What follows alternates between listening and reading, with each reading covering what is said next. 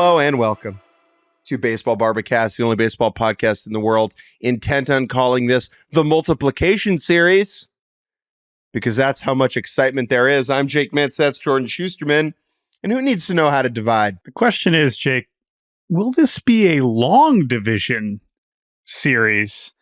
I hope so. Honestly, I'm so excited for these series that the fact that they can only max out at 5 games is a little bit of a bummer. On this Friday edition of Baseball Barbacast, we are recording this late on Thursday night, but you are listening to this on Friday, where there is no baseball. This is hopefully the last day for, well, I'll probably have a couple more days without baseball later on in October, but take a breather. Enjoy this podcast as we review Game 3 between the Mets and the Brewers and look ahead to what should be an absolutely delicious collection of 4 division series that we have on the schedule. But first, we must review. Because tonight, Thursday night, we were gifted just an unforgettable baseball game. One that will stick in my craw, in my mind, and certainly in the minds of Brewers fans and Mets fans for a long time to come. Let's set the stage. Mets, Brewers, the power of grimace versus college baseball skipper Pat Murphy and his fighting Brewers. Game 1 goes to the Mets. Game 2 goes to the Brewers, a late comeback. And it all came down to Game 3. And It delivered. Jose Quintana for the Mets, the soft-tossing lefty against Tobias Myers, a hard-throwing youngster for the Milwaukee Brewers who should and will get some down-ballot Rookie of the Year votes. This was a pitching matchup that when we briefly previewed it 24 hours ago, I was like, I don't know, this could get sloppy. This could be a barrage of home runs. But instead, the pitchers were locked in and the batters were, which is, you see this oftentimes in an elimination game, the batters were a little bit tight. But these pitchers were rolling, and rolling to the point where we can probably fast forward through their outings immediately. But what was great about the early going was how differently they were doing it. Mm-hmm. Tobias Myers was electrifying. He was a night out on the town, one with your pals that you remember and joke about for a long time. Jose Quintana, on the other hand, was the equivalent of a sensational nap. And I mean that as a compliment. The type where you pass the hell out, you wake up, and it's 2 hours later, and it's in the 6th inning, and no one has scored a run. Yeah. And, Quintana, right, he's maxing out at 92, 93. Tobias Myers was throwing harder than really we had seen, at least on average for most of the season, touching 95, 96. And again, like you mentioned, you woke up and suddenly it was the 6th inning and it was 0-0 and you're thinking, oh my gosh, like this is still an elimination game and someone's going to have to score at some point. 7th inning, bottom of the 7th inning. Out goes Quintana and in goes Joey Butts. Jose Butto, Mets reliever, started the year in the rotation, since moved to the bullpen. And up to the plate to face him strolls Jake Bauers, a gentleman whom has my name earlier this year. In an attempt to send myself a workout plan, I typed Jake into the bar on my phone, and I clicked the first thing that popped up, and it was Jake Bauers. And I sent Jake Bauers my workout plan, and he responded, "Thanks. We'll give it a look." He homered that day. And one can only believe that what he accomplished against the Mets tonight was because of the washed up D3 baseball workout plan that I sent his way. Jake Bauers, in the first at bat against Jose Butto, sends one deep and gone. The first run of the game. Jake Bauers, who is hitting under 200, but still having a relatively productive season. He gets on base. He hits for some good pop. 1-0 Brewers. AmFam rocking, popping. The Brewers can smell it. A team that has suffered so much postseason sadness over the last few years can taste the next round, a trip to Philadelphia. And it gets even closer when the next batter on the first pitch, Sal Frelick, who on Rosh Hashanah I accidentally called Saul Frelick, rips one way gone for the hardest hit ball of his season. This is a player, Jordan, who had not homered. I mean, since May 15th. Yes, he had the longest homerless drought in baseball comfortably because he had been playing regularly for Milwaukee, and he was hitting home runs was not his thing. His thing is putting the ball in play and running the bases and playing good defense. But in this case, I mentioned last night talking about Garrett Mitchell, how what this team really has lacked, especially since Christian Yelich went down, is left-handed power that is just non-existent in this Brewers lineup to get these two swings. And what did we talk about last night? A reliever allowing 2 home runs in a postseason game, and here we are again. Jose Butto. It was just like to these two guys, right? Not Chourio and Garrett Mitchell, who have been much better hitters over the course of the season. It was unbelievable. And yeah, Frelick, who again has like basically the lowest amount of power, the least amount of power of any regular player in the Bear, or at least bottom 2 or 3, for him to hit a ball, over 400 feet and I think 108 off the bat. He's never done that before in the major leagues. Was unbelievable. And when they score those 2 runs, it feels over, just considering how lost the Mets offense had looked all night and how successful the Brewers bullpen has been all season. That Devin Williams is lingering in the 9th inning. He's been totally locked down really his whole career. And so when it goes to the 8th and the Mets can't do anything against Freddie Peralta, who started game 1, you just feel like this one is going to kind of drift away and the OMG Grimace Mets will just be a footnote in our mind's eye. Let's quickly talk about Freddie Peralta. Sure. Great managerial move. Peralta, the Brewers' best starting pitcher who started game 1, only threw around 68, 69 pitches, I believe, in that game. Bring him back on 2 days rest. He was going to throw a bullpen today anyway. Great little sneaky move by Pat Murphy. Rest, but 1 day rest. Great little sneaky move by Pat Murphy, who is at the heart of it all, a college baseball coach. This is the type of thing that every good college coach would do. Yeah, and right, Peralta was very much not happy after that situation. I mean, he wasn't like in game 1. Yeah, after game 1, like, and they lose that game, and he was like, he didn't chew out Murph publicly, but like he was asked his feelings about it, and he basically was like, I'd rather not say. Like, you could tell Peralta was super disappointed in that decision. And so to put him back out in that spot, which obviously he wanted that ball, and give them just that 1 inning, because he just had to give them that 1 inning, right? You just got to get it to Devin Williams. He gives them the 1-2-3 inning, getting Marte, Taylor, and Alvarez. Bottom of the 8th, Diaz, who had come in, we should mention, after Butto, he gets through the 8th cleanly. And then here comes Devin Williams with a 2-run lead, which even with the top of the lineup coming up, with Lindor leading off, you still got to be feeling pretty good because Devin Williams is one of the best relievers on earth. And since he's been back from injury, he has been fantastic. The Francisco Lindor walk. That's what Will looks like. The way he works that at bat.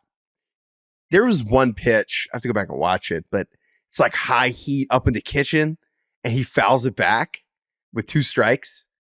And in that moment, Francisco Lindor, who, by the way, a couple days ago, like couldn't touch his freaking toes because of his back. I don't know what good drugs they... At this point, he's healthy.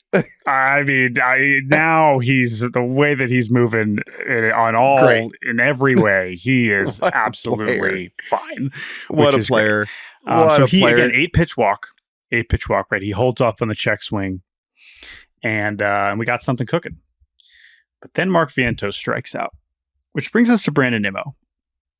Brandon Nimmo again, really tough end to the season in September, but he had that big home run in Atlanta.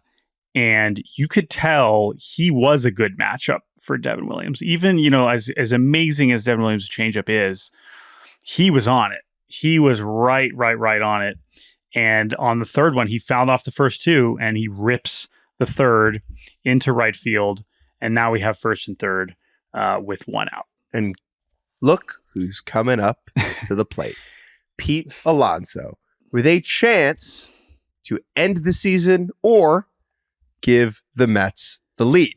Now, we should mention that in the 8th inning, there was a key moment in which Alonso dropped seventh inning. Because there were still runners on base. It was second and third. And I think it was Contreras, right? Contreras was up with 2 outs in second and third. And at this point, the Brewers had already taken a 2-0 lead, but a foul pop right kind of past the dugout. Down, easy to catch. Easy catchable base. ball. And it just clonks off of Alonso's glove, tumbles to the ground.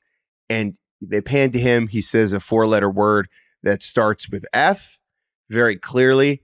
And that image of him dropping that pop-up felt like potentially the last moment of Pete as a Met, right? Which would have been unfortunate. Producer Andrew Hartz was at Citi Field for this moment and it said to us that basically people were ready to burn jerseys. Like it was tear down the pictures of Polar Bear all around the stadium, get him out of here in free agency. He's been horrendous over the last couple of weeks. I believe 5 for his last 38 or something abysmal. Just strikeouts, terrible. And Pete's he's saying, oh, I feel good, just waiting for that result. It's like, you don't look good. It was not looking good. Of course, I understand him staying positive. That's fine. But like it was not looking good. He was not giving us reasons to think there was a big swing coming. Now, Diaz bails him out. Diaz strikes out Contreras. And so it's still 2 runs. But that is still looming. But then Pete comes up with runners on first and third and 1 out. And it's like he just rolls over a ball. I mean, he's not fleet of foot. Nor hand, nor leg. There is no fleetness in his body. No. He rolls one over. That's double play. That's the season. Thanks for coming. That's maybe the career, the tenure of Alonso and Queens. And I'm watching this game at home, my parents' house, with my cousin and my aunt and uncle who live in New York and who are all Mets fans. Okay. And I turn to him and I say, you see how this is going to go, right? And he goes, I see how it's going to go. And I said, but what if he does? And he goes, what if he does? And Pete did. Pete Alonso. Okay. Let's talk about him as a character for a second. Pete is a dork. Pete's a bit of a doofus. I don't mean that in a negative way. Pete is jolly. Pete is not like every other professional baseball player. Pete is not cool, I would say. Pete is not particularly cool. Even after he rips this home run, his celebration around the bases is like adorable more than it is exhilarating, if that makes sense, right? And for Pete, who his entire time in Queens has been living in the shadow of his rookie season, which was, he's never been that good in a regular season since he came up in 2019. And for him to have this moment, hitting a Devin Williams changeup on the outer half, lasering it over the fence in right field, over the outstretched jump of Saul Freilich for a 3-run ding-dong, giving the New York Mets the lead. It was gasp-inducing. That's exactly right. I gasped. I kind of not shrieked, but I kind of had to.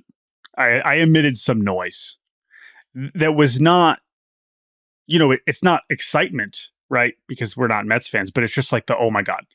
It's like, oh, no. What? I've been saying all season, as we've been spending all of our time totally understandably talking about Francisco Lindor, that at some point the focus would turn back to Pete Alonso as his free agency got nearer and nearer with every game. And as the Mets postseason odds went up and down and up and down and up and down, and Pete's playing worse and worse and worse as the Mets season is coming down. And it's like, we're still having a good time because the Mets have this amazing chance and everyone's having fun and Lindor's amazing and all these things. But at some point, we're going to still be talking about Pete Alonso because he was the story coming into this Mets season. And for it to come back around to him and for us, boy, there are a lot of even though that drop pop-up didn't end up leading to more runs, just the 15 minutes afterwards was just, he was a smell villain. You later. It was like, thanks for nothing, Pete. It's not hard to find those tweets. And then to do this, to hit this go-ahead home run, the first opposite field home run Devin Williams has ever allowed to a right-handed hitter, was, again, only possible when you have the kind of just raw strength that he does. And it was unbelievable. So that's just one of the most incredible postseason home runs we've ever seen. But the Mets were not quite done. Iglesias grounds out, so now it's 2 outs. But the Mets, they were not, again, they were like, listen, let's go ahead and get us some insurance here, because who in the world is going to close this game out? So Jesse Winker gets hit by a pitch. He steals second. And then Starling Marte drives him in for that wonderful additional bit of cushion, as the Mets are now up 4-2. Jesse Winker slams his helmet at home plate and Breaks it. Shatters it, right? I mean, there seemed to be some shrapnel there. Hey, quickly. So I'm listening to a book right now about the beginning of the Civil War. Really great read called Demon of Unrest by Eric Larson. Great and listen. In that book, great listen. Thank you. I learned that shrapnel is named after a dude named Shrapnel. No shot. Yeah, dude. Like Tommy Shrapnel? Lieutenant Henry Shrapnel. A British Army officer is why it's called shrapnel. Now, again, this could get graphic, or I don't want to be He just invented it. Like, he was like, let's put a bunch of stuff in like cannons and it'll like explode and kill more people. And that was in the 18 whatevers. Hank Shrapnel. So there you go. Amazing. Learned something today. Yeah. Thank you. All right. Very educational. Anyway, here comes This is Joe why you Ross. listen to Baseball Barbacast. Joe Ross comes in, ends the inning. Tyrone Taylor, former Brewer, flies out. And now, one of the best things in any postseason situation, right? Who's pitching now? Is who's pitching now. But they did pan to the bullpen, and we saw David Peterson, who even in the game 2 was rumored to possibly be available out of the bullpen. He started the game in Milwaukee on Sunday to help the Mets keep their season alive, basically. Yeah. David Peterson, who has pitched in relief before, but has never attempted a save, I don't think ever. He had no saves to his name at any point in his career. So this was not certainly nigh a save to the Peterson name. And it starts rocky as, again, Rabbi Sol Freilich leads off with a single, and you're like, here come the Brewers. And was this going to be one of those wild postseason games where both teams are just punching each other in the face over and over again, like we had Mets Braves at the end of the year? That's not how it goes. Not one bit. Because Mr. Peterson strikes out Joey Ortiz and gets Bryce Terang to ground into a unbelievable double play from Francisco Lindor, scoops it up, touches second base in one swift motion, like a man with 2 healthy backs, fires it to first base, and wins the game for the Nueva York Mets as Jackson Chourio lingers on deck for the opportunity he will have to wait for. Good thing he's only 12 years old. Bryce Terang is not slow. And No. Francisco Lindor was not very close to second base. This was an incredible double play. And I know we take Lindor for granted in every sense at this point, but this was yet another moment for him that it had to be. And also a shocking, like, so fast, right? Any game-ending double play like this, but for one player to make that happen was just amazing. And the Brewers have had some tough ones lately. They have had some tough ones in this here postseason. And you can add this here to the list as the Mets, the OMG Mets, are moving on to face the Phillies for the first time in the postseason. Anything else on this game before we take a break and then preview this here NLDS between the Phillies and the Mets? I'm watching this Lindor playback. He's 8 steps from the base. He's 8 steps from the base. Wait, Bryce Terang, like 95th percentile sprint speed. The guy can fly. Hitter. You know, and Acuna is like pretty far away from the bag because of how they're shifting Terang, who's a left-handed hitter, second baseman, right? And so you end up with a situation where the only play is for Lindor to run it over, and just incredible stuff. I hadn't even thought about Chourio being on deck, but that's, makes this play all the more incredible, right? With Peterson. I know Stanek was warming up, so I would imagine they would have gone to Stanek for Churio, but who cares? Who cares? Brewers. I can't imagine any Brewers fans are listening right now. Why would you ever want to listen to baseball content? Yeah. I have no idea how the Packers are doing, but I hope they're doing better than this.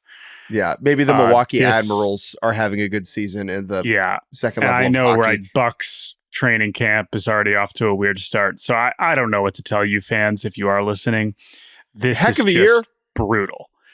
And that's the postseason, right? A lot of teams are going to go home sad. That's going to happen again for a bunch more over these next few weeks. But so far, no fan base is going home sadder. Yeah, I mean, more crushed, right? Again, every postseason exit kind of has a slightly different flavor, but this one's gonna hurt. This one's gonna hurt for a while because it really did feel like when they did win that second game, when they did have those moments with those 2 home runs from Jake Bauers and Saul, and now I'm saying Saul because you've been saying Saul. Sal Frelick. Saul, look how far you hit the ball. You don't lose this game where you have back-to-back homers from Bauers and Frelick. Like, come on. Yeah. They did. But they did. So tough. Bye, Brewers. Good news. Yeah. Jackson Churio might be one of the best, 10 to 15 players in baseball. He could just be an MVP candidate next year. So be on your team again, until we as all we've die. said about, again, there's still but then they have what they have coming is there's some exciting stuff on the mound coming. So still a bright future in Milwaukee. It was a fun season, but this is a tough one. This is going to be a really, really tough one to deal with for a while. Let's take a break. And when we return, we'll talk about those Mets and how they match up with the Philadelphia Phillies. And what if I told you that was the second most tantalizing NLDS matchup? And welcome back, Baseball Barbacast. Jake Mintz, Jordan Shusterman. Sitting around TV with my family on Rosh Hashanah, watching the Mets play. I mean, now that's how you observe the high holidays. My cousin made a note that chugga chugga chugga really is not the proper sound for the narrative machine. They liked ka-chink, ka-chink, ka-chink more, but we got an email from someone who said it should be more like a ring tink ka tink, like a ring ka tink ka tink ka tink. So we're gonna go ahead and boot that narrative machine up for the Phillies and the Mets. Now, this is the first time these two have played in the postseason, and the proximity here is what should take this to a whole another level. There is no love lost between these two fan bases located, I would gander 119 miles away from one another, give or take. You would know better than anybody. So I'm trusting your estimate on that. But I would just say that this is, we have 3, right, division matchups here in this DS round, but for all the energy that we have devoted, how close were you with 119 miles? 117 miles. Between stadiums? Yeah, just built different. Sorry about that. Built different, or my apologies. Done that drive however many times. My apologies. I mean, just all the energy we've devoted towards thinking about the Braves and the Phillies. That's just all we've thought about. It's not that, when the Mets and Phillies have played over the last 3 seasons, we haven't thought it was fun. But for 3 years, we've been thinking about the Mets or the Braves and the Phillies, right? And now it's oh my God, the Mets and the Phillies? Okay. It's not sure. Again, it's this is every bit as juicy for a lot of reasons. And especially because of just the New York plus Philly fan base, which is different than the Philly plus Atlanta fan base because, there's just a lot more going on there, which is pretty exciting. Big winner of this series, Amtrak.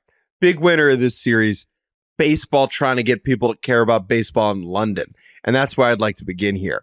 Because remember, weird season series between these two teams. The Phillies and the Mets played in London, and that kind of split up their first early series of the season because they both had technically lost a home game when they went over to London. They split there. They split some of the games earlier on in the season. The Phillies took 3 out of 4, winning both in Queens. They split in Philly. It was just bizarre, okay? But the reason that these matchups are a little relevant is they played a lot towards the end of the season. Remember, Phillies took 2 out of 3 in Philly in mid-September, winning, I believe, both games on one game on a walk-off, another game on a late comeback. This was the Cal Stevenson home run robbery, RBI double, right? And then the Mets take 3 out of 4 in Queens, preventing the Phillies to clinch, winning that really dramatic game on Sunday Night Baseball. I was at all 4 of those. And so these two teams have seen a lot of one another recently, and I think that's going to add a nice layer on the bottom of our skillet.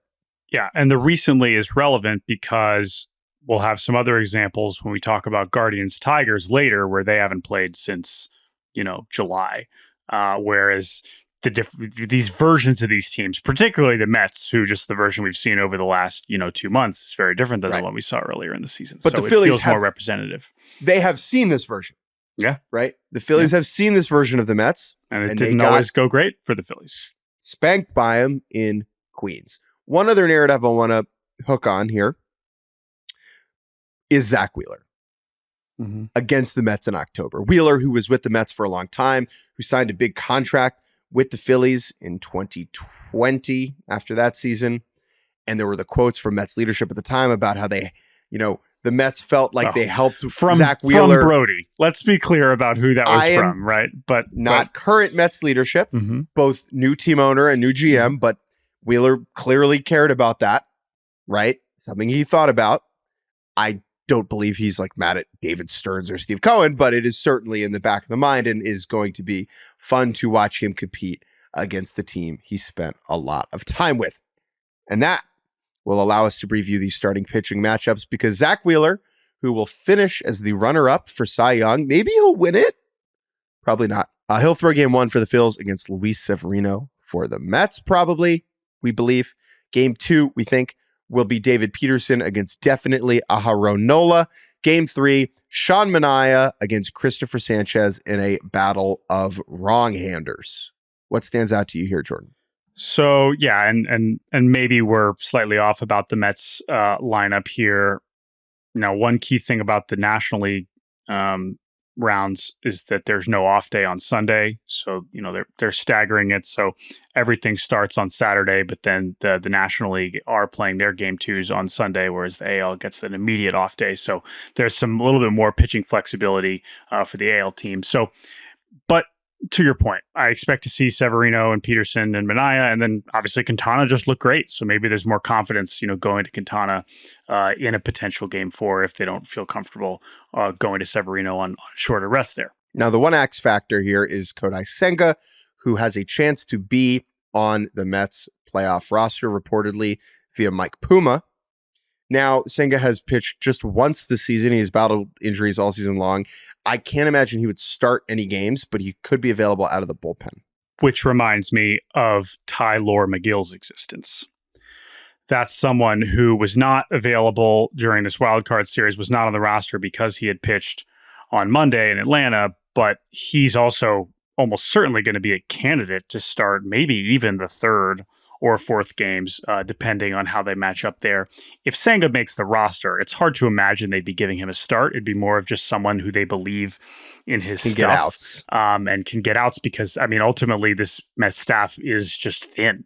And so if they feel like there is a pitcher that can help them for any amount of innings, then maybe they'll end up on there. But that still seems, I would still be pretty surprised.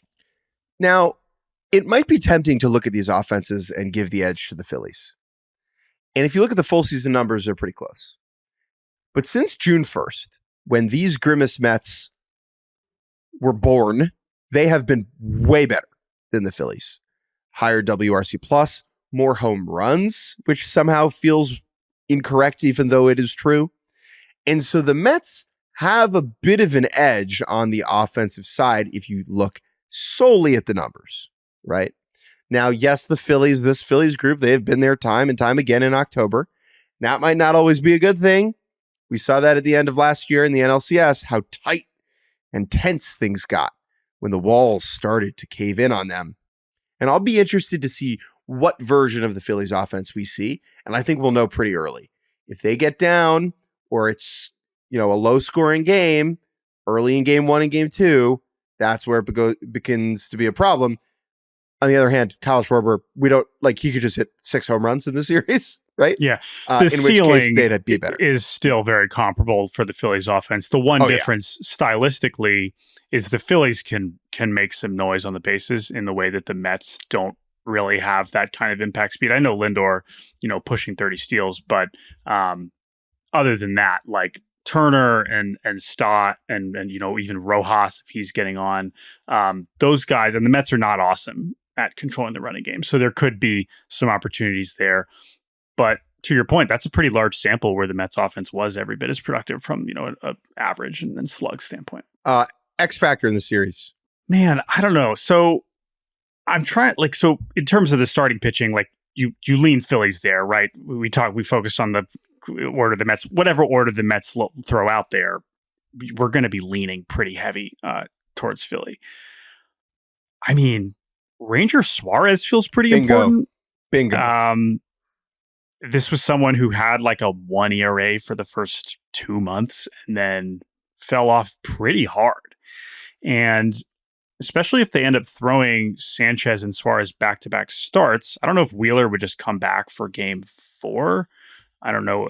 That seems unlikely. He would maybe be available for a game 5. But, Sanchez versus Suarez there is especially if they're throwing Sanchez and Suarez back-to-back starts. Suarez is just an interesting one because he just has not exactly given them what you would really hope for how good he looked early in the season. He's been a postseason animal for them over the last 2 years, True. but in his 7 starts after coming off the IL, 5.74 ERA, FIP only a run better than that. And he's going to have to almost certainly start game 4 of the series. So it'll be really interesting to watch him throw. Who throws out the first pitches for this? Rhys Hoskins was set to return to Philly with the Brewers, and I think they should just have him throw the first pitch out anyway. I think Rhys is probably going to want to go home and get away from baseball after that situation. I don't know. Again, Phillies have had their fair share of home postseason games here recently. Is there a specific... Jason Kelce feels like a lock here. Oh, okay. I was going to say, is there a specific Mets villain? Like a former Philly who hit especially well against the Mets would be an Chase option. Utley. Again, that's one where Phillies fans, I'm sure, have great answers. Could you for imagine? This. I don't think of someone specifically. The troll level Utley would be for Utley, and then they play the video of him like breaking Ruben Tejada's leg when he's on the Dodgers. Right? Ridiculous. But I'm sure there's some random Phillies. Now I would love to look this up. So I wonder if there's like some. Like Placido Polanco, did he Utley. Crush the Mets? It's Utley. It is Utley. Yeah, but are we? I was going to say, are you burning Utley here? Yes. But yeah, sure, why not? Yes. Because You use Mets Utley Phillies is special. Okay, we'll see. Smoke him if you got him. Who you got? Phillies in 4. I just think the Phillies are the best team. I think they're the best team in the postseason, not just they're the better team here. Now we don't know what the hell we're talking about, but I'll stick with the team that the Phillies. I picked the Phillies to win it all. It's a boring pick, and with the chaos we've seen so far, maybe they'll fall on their face with the layoff. I just think they're going to figure it out, and I think they're going to win this. I'll say Phillies in 5. I think it's going to come back down to Wheeler at home in the deciding game, and he'll just shove. Fair enough. All right, so that's amazing and cool that we have Phillies Mets, with all due respect to the Brewers. However, even though we have seen this next matchup before, in fact, twice, not that long ago, Dodgers Padres, my friends, is going to be just glorious. And the Padres taking care of business against the very sleepy Atlanta Braves. Who, by the way, quickly, one last thing on the Braves I didn't say yesterday. The Braves, I don't want to say whining or complaining. The Braves noting that the layoff hurt them for 2 years, only to then not get the layoff, to really get the opposite of a layoff. Oh, yeah. And then go 2 and thanks for coming. Yeah. Interesting. It's just funny. Anyway, enough about the Braves. They're not here. The Padres are. And now we get to watch Shohei Ohtani in the postseason. That speaks for itself. I don't need to explain that. I don't need to explain why that's important. But I do think that because we have seen these teams match up in the postseason, but as always, with different characters, what we had in 2020 after the Padres had burst onto the scene, right? The Padres lost 90 games in 2019, and then they showed up in that goofy 2020 postseason. It was like, oh my gosh, the Padres, they're here. They've arrived. Tatis, Machado, all these things. But they weren't ready. They were not ready at that point. 2022, they were ready. And that series alone, of course, really set the tone for just where this rivalry was at and reminded us that going into this season, all of those games would be really, really special.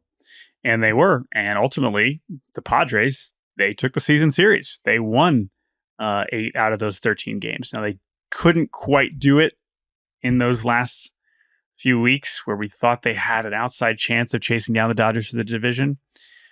But the Padres have more than held their own against the Dodgers over the last few years, and now have this incredible opportunity to do it again and spoil what is going to be if you thought the Ohtani mania has reached a fever pitch, we are just getting started. And by the way, that's the way it should be. Anybody that thinks that MLB is tweeting too much about Ohtani, guess what? They should be tweeting even more about Ohtani because he is the most important person in the sport. And he is the most incredible baseball player we have ever seen. And he did have one of the most amazing seasons we've ever seen. All of those things are true. And guess what? Yeah. Padres fans, it's okay for that to get under your skin. Great. It's okay. Go beat him. Right? That's fine. Great. You can beat him. Yeah. You can beat him. All the Ohtani hype should make you mad. It should make you frustrated. But That's what fine. about Jurickson Profar, huh? You don't tweet about him. Yeah. And if you look at WRC Plus on Tuesdays, why did you only give Jake Cronenworth 1 exclamation point? Ooh. Feeling a little jealous. Shohei Yeah. Ohtani got all caps and 17 exclamation points. Listen, There that's are okay. real people tweeting these things, but the point is, Be Shohei jealous. Ohtani be jealous. That's fine. The point is, Shohei Ohtani is the most important story here because we've been waiting for him to be in the postseason forever. When we finally got to watch him play high stakes game for Teams Japan, how did that go? It was like the coolest thing we've ever seen. So now we get to see him do it for the Dodgers, which I know is not as fun to watch for a neutral fan as him maybe doing it for Japan, even if you really cared about, Team USA. This is still going to be very, very, very special. Ohtani, down the stretch this year, started to peel back some layers of himself that we really hadn't seen before. He was significantly more emotive on the diamond in big moments than I can remember. And I think that was just a glimpse. If he hits a big homer or drives in a clutch run, we're going to get something abnormal from a player who has been relatively stoic throughout his time in our lives. And I think Ohtani is where we should start here when we compare these offenses. One team has him. One team does not. And I do think that the Padres offense is really good. They don't have the guy with 50,000 steals and 50,000 home runs. I think it's fair that, Ohtani, we haven't seen him show this amount of emotion, but I mean, it's not that hard to understand why. When has he been playing in a game that has meant remotely as much as we saw in the WBC, not to mention every game for the Dodgers for the whole season, but especially over these last, few weeks. So that part is not surprising. And I think that is the other thing about his season is that Mookie Betts and Freddie Freeman are still on this team and are still really good, but with their injuries and the time missed, like Ohtani did have to kind of go superhero again for this team. And Freddie is hurt now. And Freddie is hurt. Freddie sprained his ankle, which I'm not even sure we ended up mentioning when we recapped kind of their end of their regular season, but he sprained his ankle in a very weird base running play at the end of their season. From Juan Toribio, the Dodgers writer at MLB.com, says that if this was any other time of the year, Freddie would go on the IL. He's expected to play. He's expected to be ready. It's not exactly a situation where you can DH the guy, right? No, that's not an option for the Dodgers of Los Angeles. No. Right. And so how he looks moving around at first base is something to keep an eye on. Yeah. And I believe Freddie said that like he's never dealt with anything like this, which is not surprising. I mean, this is a guy who's barely missed any games for years. I mean, he missed games this year, and that just had to do with the health of his son. It seems like that's been progressing in a positive direction, which is certainly good to hear. But in general, in terms of his health, he's been just completely durable. So this is a new thing for him to manage at an extremely inopportune time. I think Luis Arraez is another really interesting character here.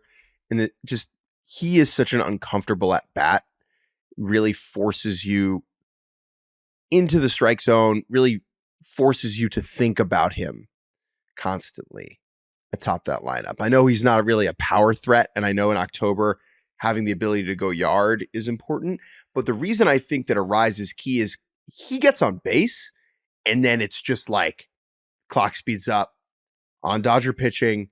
How does that impact things moving forward? And I think I kind of want to talk about the pitching here because there's a bit of a gap. I think that the Dodgers starting pitching, just because of all the injuries, is not really that close to where the Padres are at, especially because the Padres can roll out Cease in game 1 against Yoshinobu Yamamoto. Game 2 will be Darvish against Jack Flaherty. Game 3 will probably be Michael King for the Padres, and I think it'll likely be Walker Buehler for the Dodgers. Yeah, and we weren't sure if it was originally going to be Flaherty in game 1, Yamamoto game 2, but Yamamoto and how much time he's going to need between outings is certainly something we're going to be monitoring in October. So maybe that was part of the calculation. But I just think that Yamamoto is he's just so important because how long he can go in this first game, like at his best, he proved it this year. He looks like one of the best pitchers on earth, when he's cooking. So that as much as we talk about the concerns about Dodgers starting pitching, which I think is valid, he is still capable of giving them a performance like that. And so, and also, this is still a lineup that might give whoever's starting for them a cushion that it doesn't matter, even against these great Padres pitchers. And so that is still the thing we've been wondering about the Dodgers for a while is can they just outscore their opponents? I think this is still the best lineup in baseball. And so, Freddie's health maybe contributes to that. But I mean, man, like we're talking about, like Muncy has been incredible since he came back, right? In the season that Teoscar's had. Will Smith, still one of the best hitting catchers in the league. So just so many options for them. And even guys like Edmund have made them a little bit tougher to pitch to. So it's just going to be there are going to be very few boring plate appearances in this entire series. And that is what is so exciting. I want to finish with that. I am very happy that I'm not covering this series as a writer and that I can let the chaos of this consume me. And then I can just kind of open up at the end of the night. Like finish working. It's 1-1 in the third. And it's just go time, baby. And it's just go time. I got to say, kudos to Michael King because I cannot wait to watch him throw in game 3 at home in San Diego. Mm-hmm. And the idea that I said that sentence for a Dodgers-Padres series, this is just really a credit to Michael King. Who throws the first pitches? Ippei. I think the Dodgers should have Ippei do it. Could you imagine? I mean, you want to get the crowd fired up. Like, you bring Ippei out there. Yeah. And really, again, not just a basic, Ohtani reference, but also how did this season begin? When did all of that go down? Korea. In Korea, right before Dodgers Padres. So, yeah, I don't know. Is Ippei in jail yet? I'm not sure. Probably but either too way, soon. Probably too soon. Yeah. We might want to save that for maybe when they match up in a few years from now. But anyway, yeah, I mean, Dodgers, there's no shortage of options here. They should have Dodger legend Clayton Kershaw do it. Bronny. Hilarious. Bronny. Throwing it out to LeBron. Who you got? I think I picked the Padres. Again, I'm kind of going in on San Diego here. And I've been pretty consistent with that for the last few weeks. I don't know. The Dodgers there's just a version. It's just going to take one, big time starting pitching performance there that just flips it. You're just like, oh, duh. We didn't talk really much about the bullpens. I mean, the Padres on paper certainly have the edge, but like Kopech has made a big difference, right? And trying Vesia is awesome. So I think the Dodgers bullpen is probably underrated at this point, and I think that could ultimately close the gap. Still a lot of innings to cover here, so I'm going to go with San Diego in 5. But the Dodgers win. Let's not be surprised. Dodgers in 4. Here is why. Yu Darvish worries me. I know he was pretty good coming back off the IL, but it just hasn't been a whole lot of time, and you could see him getting bombed in Dodger Stadium.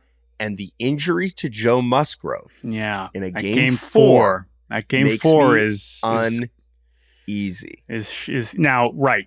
Would they do Martin Perez? Would they just bullpen a game?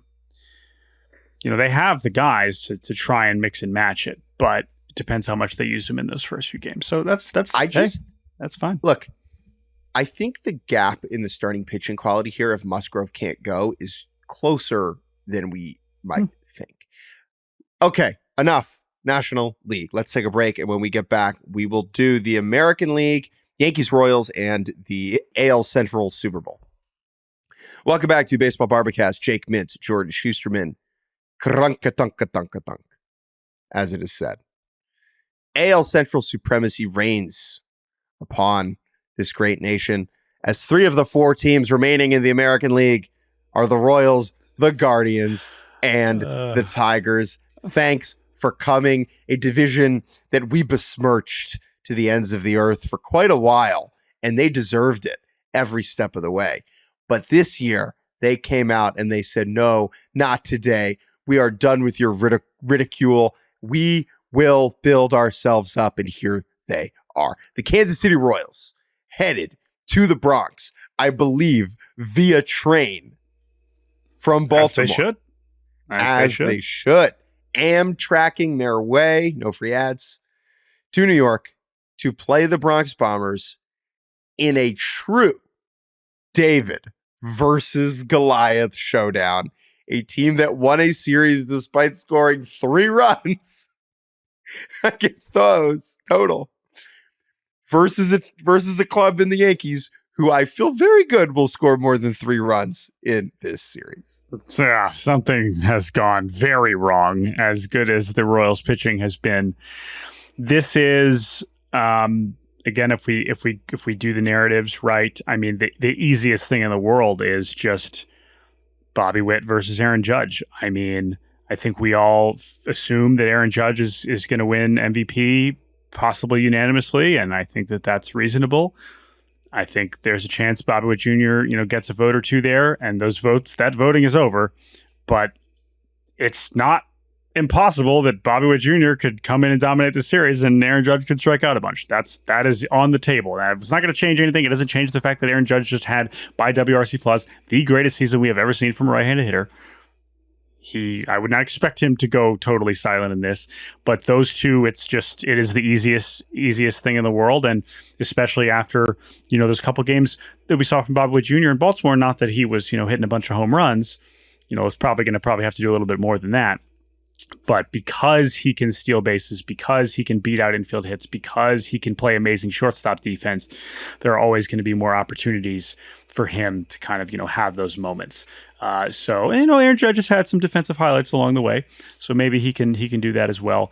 But it's a no-brainer. It's those 2 who just gave us 2 MVP-worthy seasons this year in the AL. Just want to give a little bit of age-related context to Bobby. Okay. I did this when the Yankees got Soto. Are you just comparing him to Judge? No. Oh, I thought just thinking about where Judge was at when he was Bobby Witt's age, because it's very different. Double A, high A. Yeah. So anyway, sorry to interrupt. I don't know what direction you were going with it. The Detroit Tigers, about a month and a half ago, called up a shortstop named Trey Sweeney, who's been really important for them and been a really good player in kind of how Detroit's kind of solidified some things. Trey Sweeney, bright future, older than Bobby Witt Jr., who has been in the major leagues now for 3 seasons and put up 9.5 wins this year. he is a child and he is going to stroll into the most unforgiving cauldron this sport can offer. And he, I guarantee you, is not going to blink. To see a player like that on that stage is what our sport deserves, and I cannot wait to watch it. However, if we're going to compare the offenses, I will give the New York Yankees an edge. Bobby Witt Jr. is the only Royal I feel particularly super duper confident about. Seeing Vinny Pasquantino get on base twice in Game 2 was encouraging, considering what he's been dealing with his thumb. Maikel Garcia did some good things with his legs. Salvi hit a ball really high. There really just wasn't a lot else from the Royals offense against Baltimore.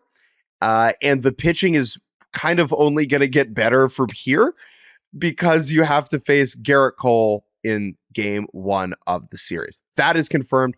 Cole will go against Michael Wacha in the opener. Carlos Rodon against Cole Reagans in Game 2. Just good lefty against lefty. Game 3, Seth Lugo, who's really good against the Yankees in both of his outings against them this year. I think we'll go against either Luis Hill, maybe Clark Schmidt. We'll see how they choose to deploy Schmidt. So, because the AL has the extra off day, you can really get through this with only 3 starters. And that is why the Royals are a little frisky in this one. Mm-hmm. Yeah. And I mean, would it be cool if we could see Cole versus Reagans? That sounded weird because his name's Cole Reagans. Yes, it would be. But it's not like they're punting Game 1. And Michael Wacha's been really solid, and maybe this is a thing where he can flummox the Yankees offense that hasn't played a baseball game for a week. That's in play. But like we said, it's just offensively, there's just so many more opportunities for the Yankees to just hit a ball over the fence. Now, where the Yankees are going to fall short, again, the way close the gap is maybe a little dramatic because the gap is so gigantic, but it's pretty obvious. The Yankees are a horrific base running team, like truly terrible. They do not, they not only do they make terrible mistakes all the time, they also are just not stealing bases. Like it is a station to station offense still. That is still a problem for this team. But again, they walk a ton and they lead the league in home runs, and with Soto, like it just becomes so much more of a pain to pitch to. And so while you do have some pockets where Giancarlo is very easy to get out, there's just still so many spots that you could just step on and they just hit a 3-run homer and you're losing. And the Royals offense is just not in a position to keep up with games like that. So their pitching is going to have to be pretty much flawless. Here is the X factor for me. It's Game 2. Maybe this is rude. I cannot imagine the Royals beating Cole in Yankee Stadium, how he's been pitching. Can they get to Carlos?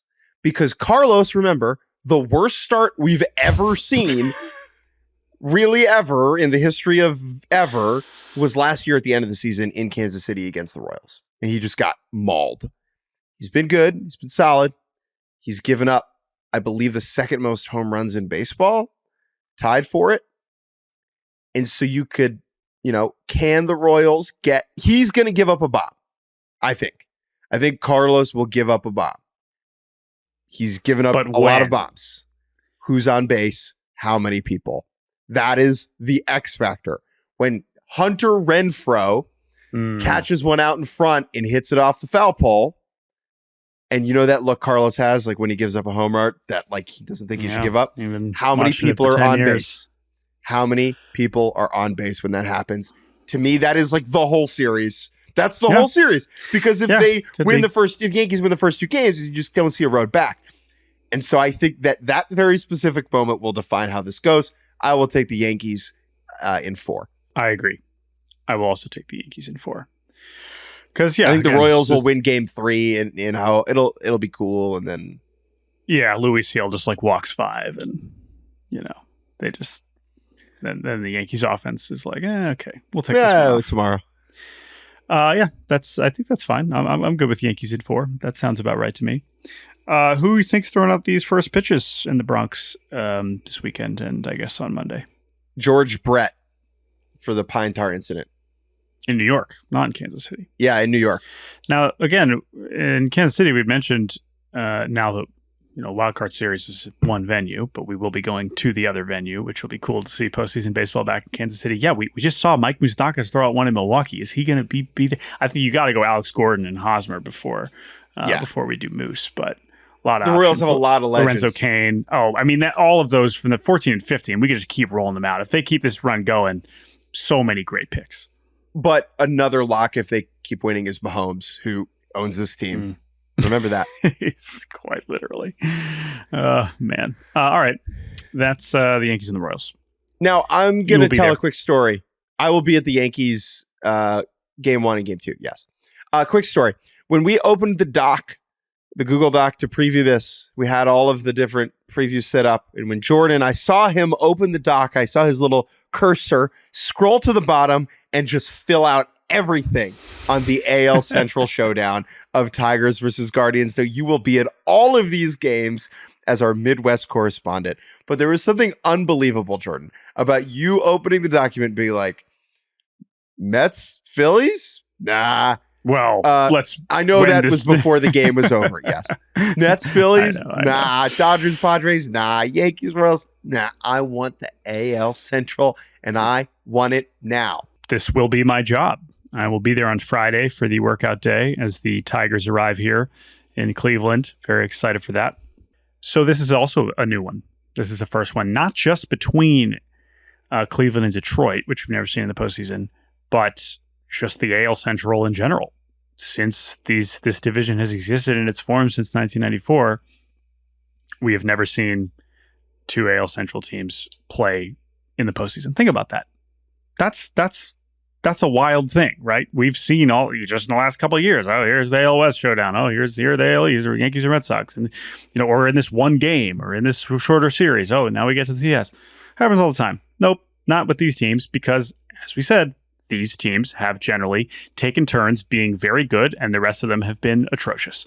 And to have this many good AL Central teams at once, for them to be three left, as you mentioned, last year, it was deserved. They were on pace in August to be the worst division of all time. I think they narrowly avoided it, but here they are with three teams and a guaranteed team, at least one in the ALCS, which is really something to behold. But Guardians and Tigers is an interesting one because I did not get to see these two teams play in person this season. They had played much earlier this year, but this is an interesting one because we would say this for a lot of the AL Central matchups, but the inherent nature of these teams is, okay, these are the Midwest underdogs that have the small payroll and they're not supposed to be here, whatever. And Cleveland's been playing that role for a while, but they also just won the division by a bunch of games. And so they are still the favorite, and the Tigers have won the hearts of the neutral observer everywhere, right? I mean, obviously the Twins fans watching this are sick watching what's happening with Detroit, and Cleveland, of course, but like anyone else is like, oh my God, this Tigers team is so fun, especially after they beat the Astros, right? Everyone's pulling for Detroit. And so that dynamic too is just like, who can kind of present themselves as the scrappier underdog is a pretty fun comparison. Ultimately, this series in the regular season was very, very, very close. Cleveland took 7 to Detroit 6, but Detroit outscored them 60-50 over those 13 games, and so it was very, very, very tight. And they're not built perfectly the same, but because of the relative lack of starting pitching after the number ones, boy, are we going to be seeing a lot of mixing and matching after. And because game one doesn't line up, right? We're not going to see Tarek Skubal in game one. At least one team is going to probably be going pretty heavy bullpen in pretty much all of these games. The Tigers really did kind of steal Cleveland's thunder here. It's hilarious. It's like, yeah, we're going to just figure out how to score some runs, and our bullpen's going to be really good.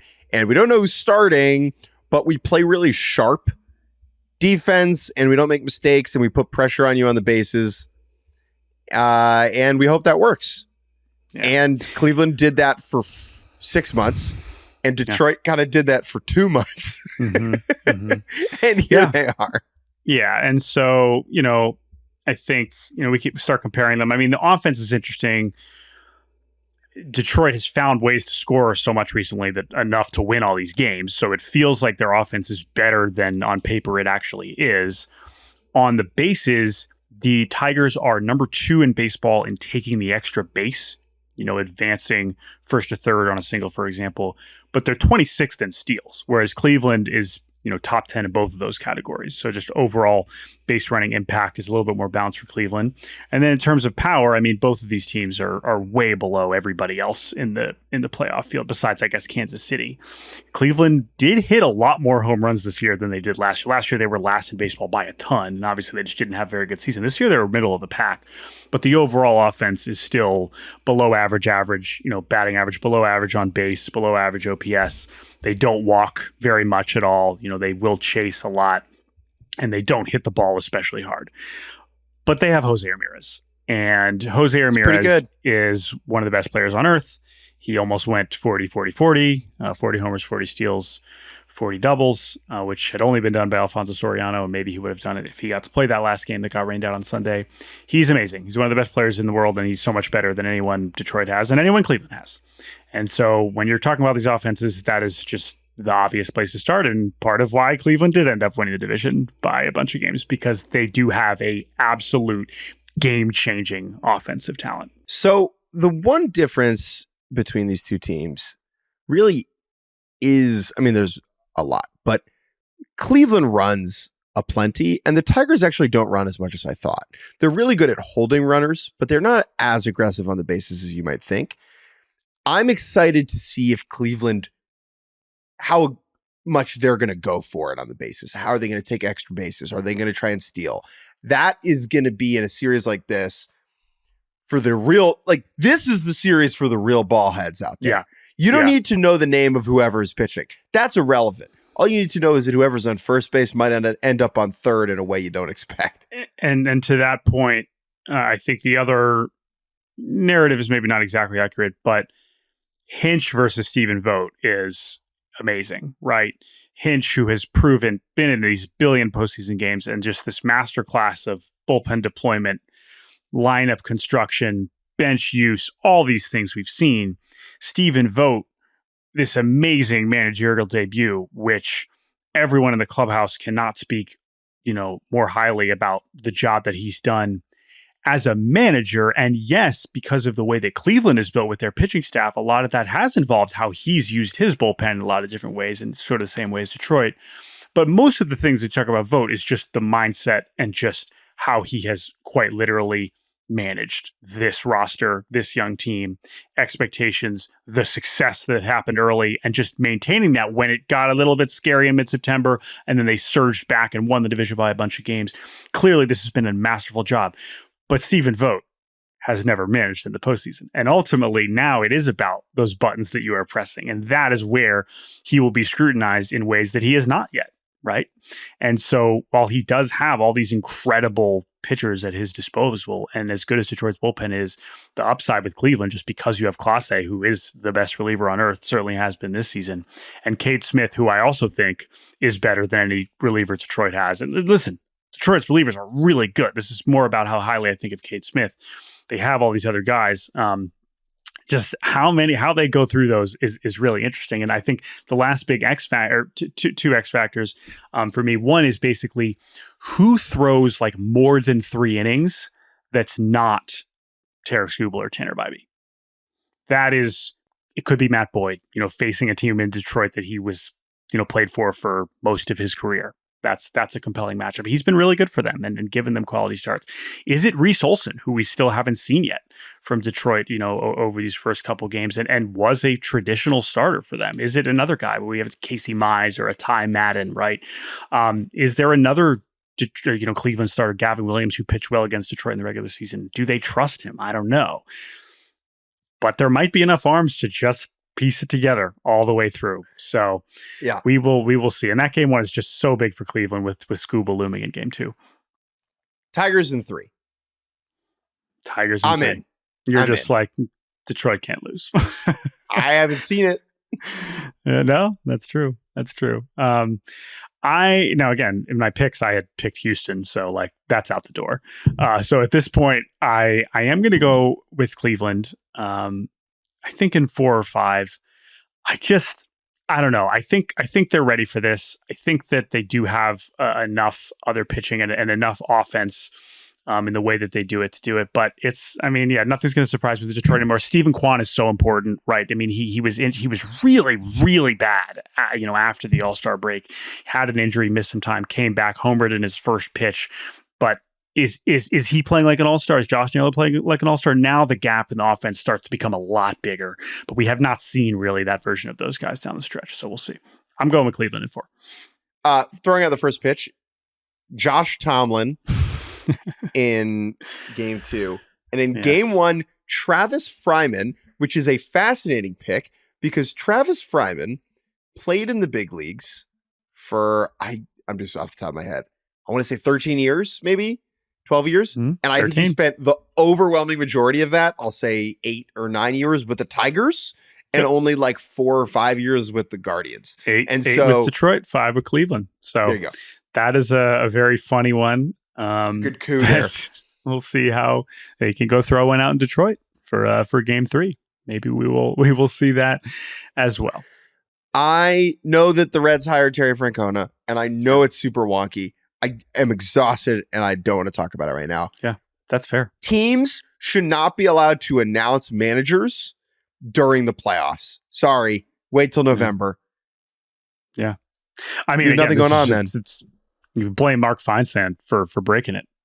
Tonight, because we wouldn't have even known. I don't know when the Reds are going to announce this, but that's a whole other thing. I'm sure people will be talking about it at Progressive Field tomorrow, so I'll definitely report back after that. I do not know when we'll be podcasting again, but I look forward to it.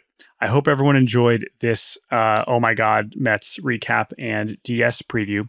Thank you to Andrew Hartz for once again staying up late to produce this. We appreciate all the support.